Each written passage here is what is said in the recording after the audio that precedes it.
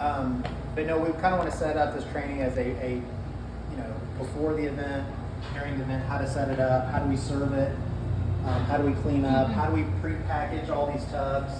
I'm going to go into detail of that a little bit, and then following the event, kind of what to do. And everybody will have a kind of a set job, and really it's to prevent kind of chaos after the event. And because I know a lot of times in years past, it's like there'll be like 4 people washing dishes when it's a one-person job, and it just was just very chaotic. And what we're trying to prevent is the what do I do, what do I do, what do you want me to do, what do you want to do, is trying to help do that. Because I know if you're running it from a Christina standpoint, it can be kind of exhausting answering what can I do 87 times in a day.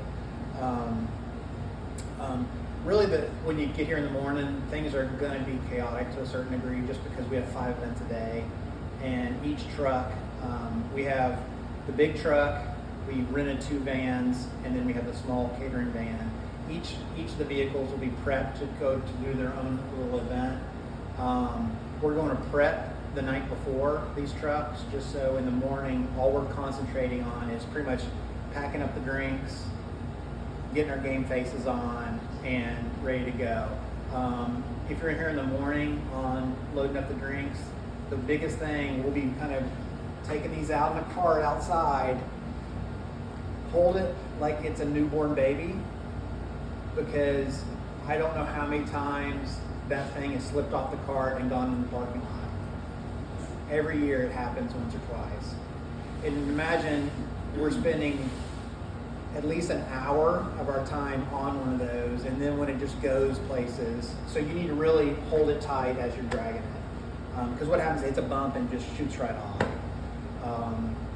When you're in the morning, definitely ask Glenn. Glenn's going to be kind of in charge of drinks. Ask Christina kind of what there might be some loose ends that need to get done. So, please ask that. There's also going to be where we have to pick up SAS cupcakes.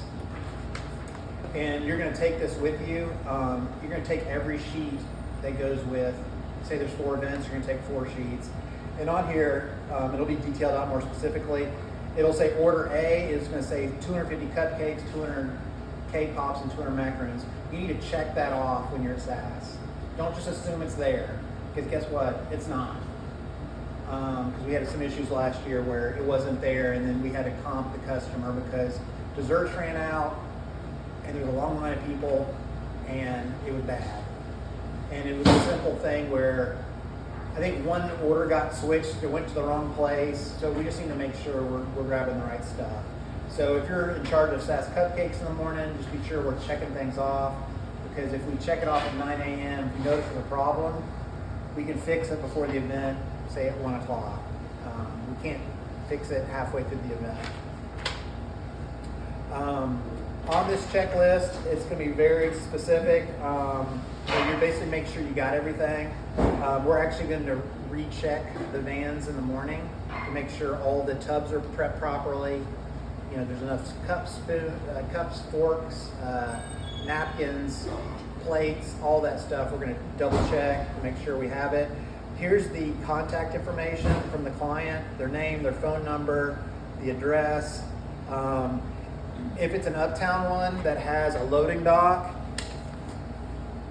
it's going to give you loading dock directions. Take staple to that just so it makes it a lot easier. If it is uptown, we're going to make you leave earlier, just because anything when you're dealing with a loading dock, it's a pain in the rear end to deal with security. Always bring your IDs. Columbia people, this is you, bring your ID, because you can't go through a loading dock without an ID. So always have it. So all that information's there. It's going to have the event and time. So don't ask Christina 87 times, what time is the event? It's on here, because I get that question 87 times every year. We never start serving before the event starts unless the property manager says, hey, it's all right if you start. I don't care if a person comes up and says, oh, I got a meeting, can I get something? The answer is no. Because the people that pay us, this is a way for them to say thank you for being, in the building. They want FaceTime with the tenants in there. So what kind of solves that, don't put desserts on the table until go time. I would say 10 minutes before is then that's when you start placing the desserts on the table. But again, we don't start serving before unless they give us the okay. We don't ever close up early as well, because I don't know if you've ever been to a restaurant and they start closing up something right next to you and it's very rude. We don't want to close anything up until after the event. There's the directions in here, get that ready. And then this is just, under here it says loading. This is just, it's a way for us to, double check we have everything. And then there's also a special instruction sheet that kind of gives directions on how to set this event up. And I'm going to go through that in a little more detail when we do the setup. There's also, in case there's a wreck on the interstate and you're like, oh my gosh, we're going to be tight on time, the best thing to do is just call the customer, the client, and say, hey, there's a wreck on the interstate. Just want to let you know that we'll be arriving a little bit later, but we will get this thing started on time. Because what's going to happen, they're going to blow my phone up and they're going to panic, and all that can be avoided if we just make a simple phone call. Hey, we're normally there 2 hours early. We're going to be on a wreck. We're just running a little behind. We'll get started right away. We'll say fine. At the event, the best thing to do if you're pulling in the van, unload everything by the door and go park the van. There's no sense of dragging all that stuff across the parking lot because something will fall off, like hot cocoa all in the parking lot. Ideally, if you want to go through even the smaller office buildings, say in the suburbs, they usually have a mini loading dock, or it might be a service entrance. Use that entrance. You don't want to go through the front door of a nice office building. It just doesn't look great. And at the very end, it's a reminder of what to do after the event. Do you have that page after the event printed off? Yeah. If you can go ahead and just print that off, that'd be great. So that's really pretty much on the very beginning of the event on how to do it. The next is kind of how do we set it up. Most of the events are going to have 4 tables. 2 of these big boy tables are going to go just for the dessert spread. We have cupcakes. Some we have actual cakes that we slice. We have cake pops, macarons, brownies, cookies, and multiples of each kind. So it's going to take up all 12 feet of these tables. We also have another 6-foot table that just carries the drinks. We have hot cocoa, we have cider, and we have this full of hot water that we have an assortment of teas. We've tried to this year go a little bit less away from the cocoa because it's kind of a pain to make, and end up, if we have any leftover, we have to throw that away. The cider we can actually use in the next event, and hot water is hot water. It's water. So we've kind of this year we're trying this new thing with tea. So thank you. So we have that, and then we also have one table that's going to be say there's 2 tables in front that are going to be your serving tables, your dessert. We usually have a table right behind you. That's where you plate all the desserts. And then we also have a big bakery rack for the bigger jobs that we can plate, put them on a tray, and it goes in the bakery rack, especially for the events that we have 500 people, that thing's gonna be full of desserts. So that's kind of how the traditional setup's gonna be. I'm gonna start with the dessert tables. The easiest way of doing these things, I've seen some crazy ways of opening these things, but just do this.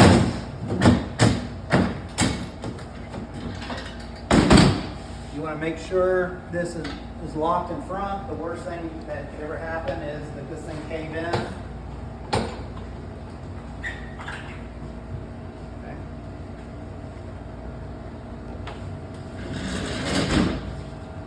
Have to re-open your grill.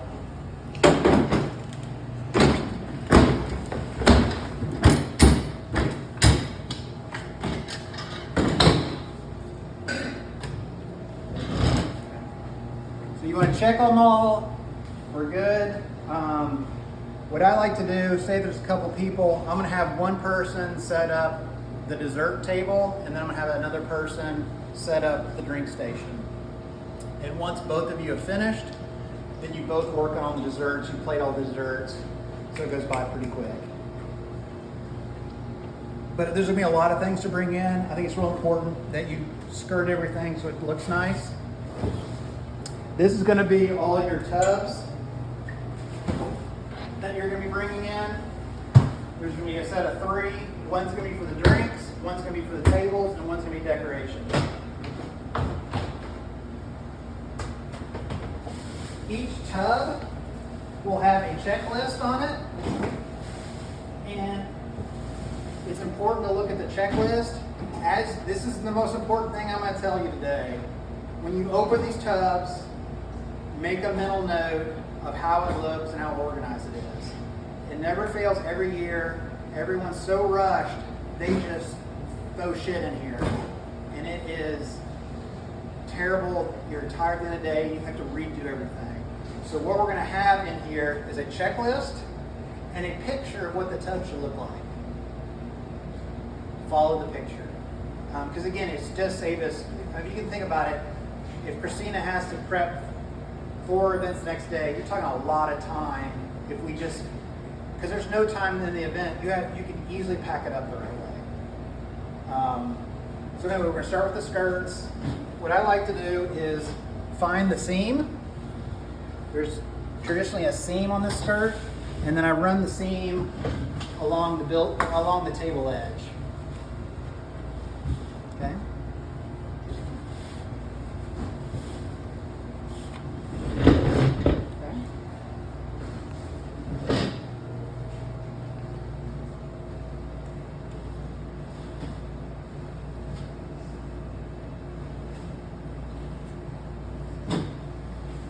Want to make sure on both sides of the table that it reaches the ground. You don't want to be like this, and it does happen. So you just want to make sure it reaches the end or as close as can be. And some of the skirts have shrunk over the years.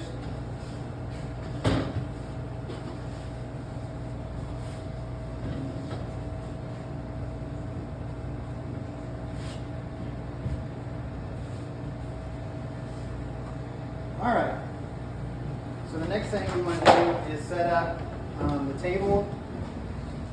In here, you're going to have a couple things.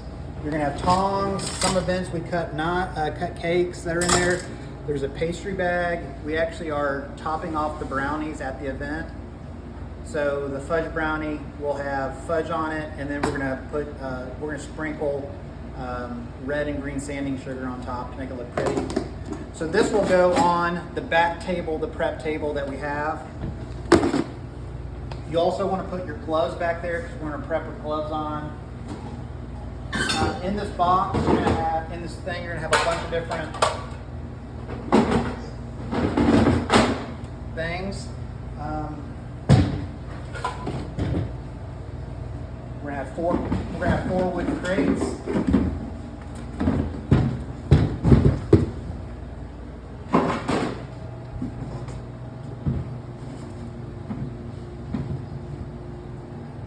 Okay. This is the setup that doesn't have cakes involved, because cakes is totally different. We have, I think, 4 events, maybe 5 that have cakes. You're gonna have your gloves. That's gonna be on that. Imagine a back table back here. That's where you can do all your prep work. And then you're also gonna have all your chargers. These are called chargers on there as well. It's also real important to know how to set this thing up. So imagine where the elevator is. Say it's over there. This is the first table. This is the first person they're going to serve. There's no sense them coming off the elevator. They go all the way around to this side. They need to come to this first one first. So imagine there's stuff on there. Put our, this is what it's going to look like. With all our desserts.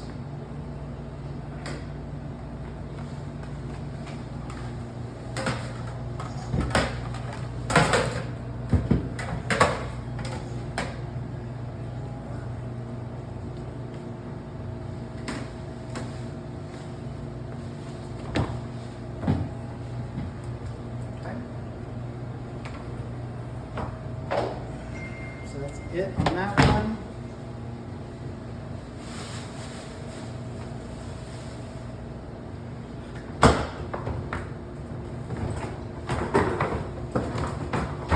We're going to use this for cookies. That's going to go right here.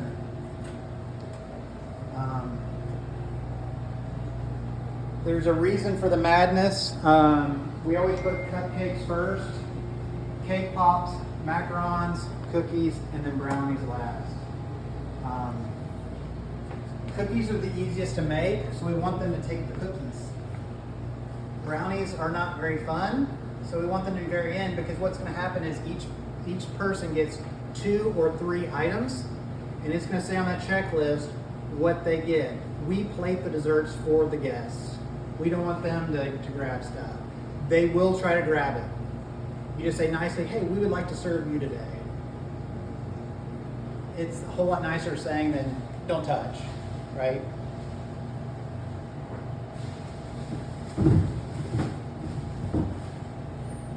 The plates.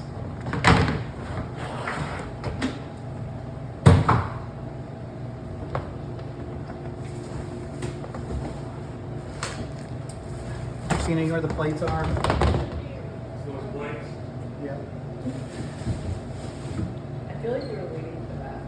Looks good there, earlier. Yeah, these are the wrong size, but Here, little plate? yeah. Little plate. We'll have everything organized. Want me to use the big ones this year at all? Okay. I'll put it back in the big ones. So we're gonna have plates back here. So we do that so people don't grab the plate. So we might have a stack here, and we have in mind to have a stack here. Okay. Let me finish decorating before we kind of go on to the next thing.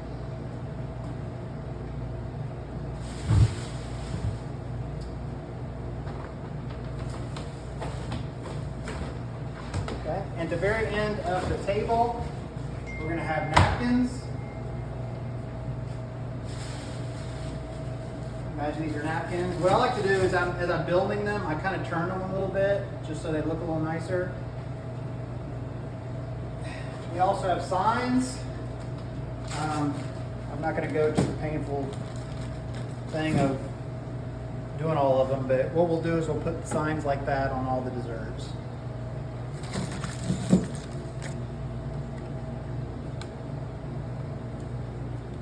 That kind of thing. Okay.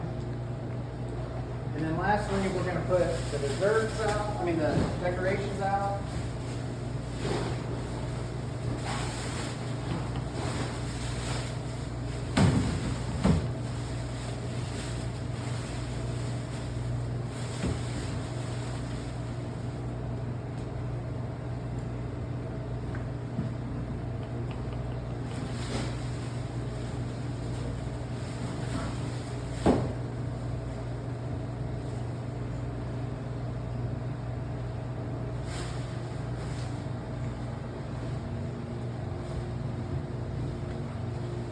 We also have a bag that has flowers. I like to put the flowers kind of in between the boxes just to make it look pretty.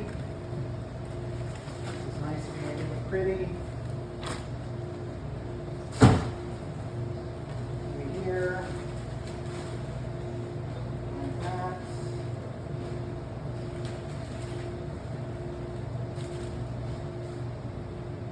Yay, it's pretty. Exciting.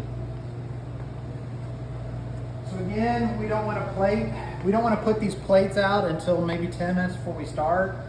Now serving it. Kind of best practices. Make eye contact, have people come to you and not wrap around, hey, I can help you over here, come on over. Just so you know, you get any 2 items, let me know what you'd like. You want to tell them what they get, just so they know. So any 2 or any 3 items. Imagine I just plated a cupcake. If there's a person next to me that doesn't have anything in their hands, pass the plate down. Because there's no sense the line backing up with the first person and then the person next is not doing anything. So always, if they have nothing in their hand, pass a plate. If this person's backing up, you can put a plate over here, you can put a plate here. You constantly want to push the line as much as you can. The big events will have 3 people serving, but again, just kind of keep on passing. The best thing you can do is greet people with a smile, let them know what they get, and then pass it along. If they don't want anything from the cupcakes, a lot of times I'll pass an empty plate down, because then that person next to me knows that they get 2 of anything else, and they can finish it off over here. You're gonna have gloves, you're gonna have tongs. If you have gloves on, you can grab a cookie, you can grab a cupcake, it's not a big deal. The person that's down here is also in charge of napkins and forks. It's easy to lose focus and let those things run out. So be very mindful. What's gonna happen is underneath the table, there's gonna be napkins and fork back up, constantly restock that. Okay? If a plate gets low, pull it off, grab a fresh one, put the little one on a new plate. Always make things look like it's full. It just looks a whole lot better. Okay. That's pretty much it. We're always going to keep an eye on the drink station because there'll be points where the tea or cocoa run out. We do have backups of those. Sometimes we'll keep those on the truck because there's no sense of bringing that to the lobby. Just, somebody's constantly be monitoring that to see how it goes. And again, if it's slow, tidy up. We'll have a trash can back here, get any loose debris, make everything look nice. That's how it's going to be. Trying to think if there's anything else. Packing up. Yeah, I'm going to go through that. As far as leftovers, we will be icing brownies as we go. So obviously you're probably going to plate everything, a little bit of everything when we start. It's not going to take anything to ice it. I mean, you're talking 2 minutes to ice a whole tray, nothing at all. Don't ice it if you don't feel like we're going to go through it. Because any leftover brownies and any leftover cookies, we're going to use it to the next day's event. We'll take that back to the store and reuse it. Anything like cupcakes, cake pops, and macarons, we really can't reuse those. We can probably reuse the cake pops. Couple things to consider: if the property manager's not there, just bring everything back. It's not worth trying to run them down. If they're there, go ahead and give them the backup cupcakes, the backup macarons, and the backup cake pops. But if they're just not there, just bring it back. Now they might say, hey, can you drop it off at my office after the event? Perfectly fine, we'll do that. Okay. But really, if we can reuse the brownies and the cookies, that's ideal, because what happens is that's less we have to make in the store, less legwork we have to do. The key there is backups. You might want to keep backups kind of hidden because maybe the customer might want those too. We're bringing more desserts than what they order a lot of times. So, us bringing something back isn't taking from them. We're just, we always want to have enough to make sure everyone has what they want. And a lot of times, we never want to let desserts run out. So don't feel like, hey, we're taking something back from them. We're just bringing extra. This is it for the cupcakes, cake pops, and macarons, and cookies and brownies setup. We do there'll be a time when the event's only like 75 people. So you can condense all this down to one table. And we're going to do that. So we might be adding 2 flavors of cupcakes on one plate. We might be doing 3 types of cake pop on one plate. And then this table will turn into the drink station. So we're just going to condense everything down because we just don't need all this space. Okay? If somebody can take a picture of this, it would be great, just so they know what it looks like. You can. I'm going to do cakes next. Should I put it off? You can pause and I'll do cake setup.